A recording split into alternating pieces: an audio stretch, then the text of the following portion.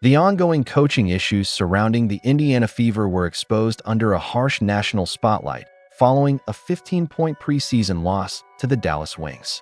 While mainstream sports media is attempting to frame it as a collective team defeat, the box score tells a far more detailed and unsettling story. Caitlin Clark delivered a standout 21-point performance against an elite defense, showing flashes of a generational offensive talent.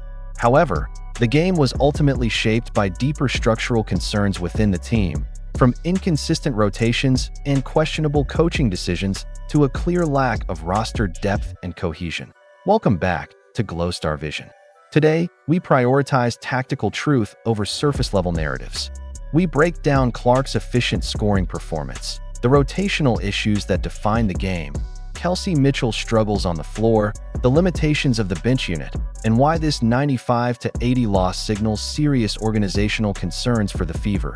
Now we turn directly to the box score, because the numbers reveal a reality that the public narrative continues to overlook. First quarter against Dallas, 14 points, 4 for 5 from the field, along with 2 assists, ends the first half with 19 points on a 91 true shooting percentage, 2 assists, and 1 steal, 2 3-pointers, 2 3-point made, MVP season loading. Let's take a look at some clips. 291 days since Caitlin Clark played in Gainesville Field. Folks, almost an entire... While the game ultimately slipped away, the Indiana Fever fell to the Dallas Wings 95-80 in this 2026 preseason matchup, a 15-point defeat that raised serious questions. However, when you isolate Caitlin Clark's individual performance, a very different picture emerges. One of elite production within extremely limited minutes. Clark scored 21 points on an efficient 66% shooting, going 4 of 6 from the field and 2 of 3 from beyond the arc. She consistently used her elite processing speed to read defensive gaps, attack driving lanes, absorb contact, and earn 13 free throw attempts, converting 11 of them. In addition, she added 4 assists and a steal, asserting herself as the most impactful player on the floor. The most striking detail is the context. She produced all of this in just 16 minutes of play. Within that short span, she looked dominant from the opening tip, scoring 14 points in the first quarter and reaching 19 by halftime. Her shooting rhythm, especially from 3, appeared sharp and confident, and her free throw efficiency remained steady throughout. Statistically, she was scoring at an elite rate of approximately 1.3 points per minute. Projected over a standard 30-minute workload, that level of production would translate into a 35 to 40-point performance, even against high-level defensive competition. Despite this, she was limited to short rotations as the game progressed, and the team struggled to maintain momentum around her.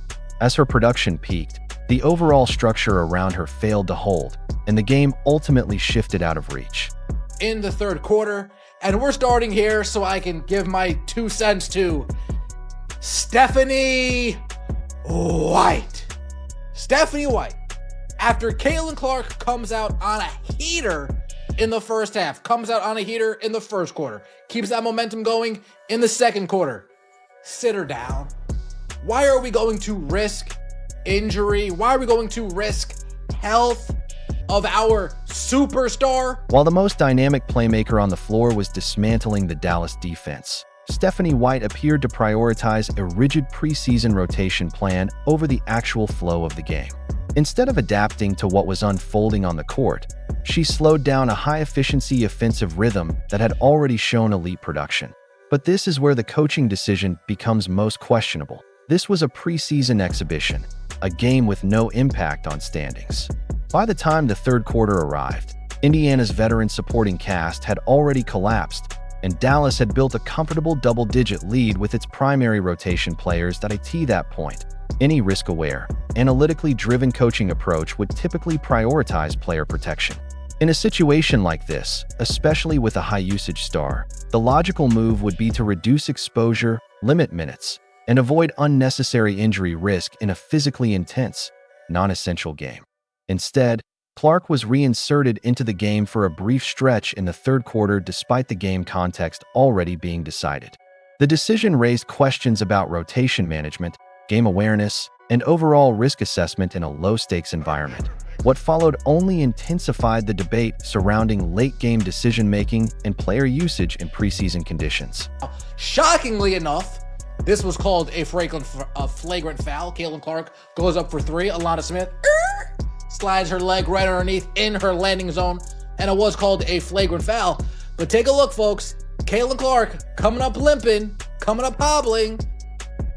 At the 7:51 mark of the third quarter, the intensity of the game escalated following a physical defensive play involving Alana Smith of the Dallas Wings and Caitlin Clark of the Indiana Fever. AS Clark rose to attempt a three-point shot. Smith closed out on the play, and there was contact on Clark's landing. Clark came down awkwardly, appearing to land on or near Smith's foot, which resulted in her briefly losing balance and falling to the floor while favoring her leg. The play immediately drew attention due to the risk factors involved in shooter landing space, an area that has been widely discussed in basketball safety and officiating standards. Clark showed visible discomfort after the landing, and the situation sparked concern given her importance to the Fever and the physical nature of the contest. Moments like this often reignite broader conversations about defensive closeouts, player safety, and the fine line between aggressive defense and dangerous contact in high-level basketball.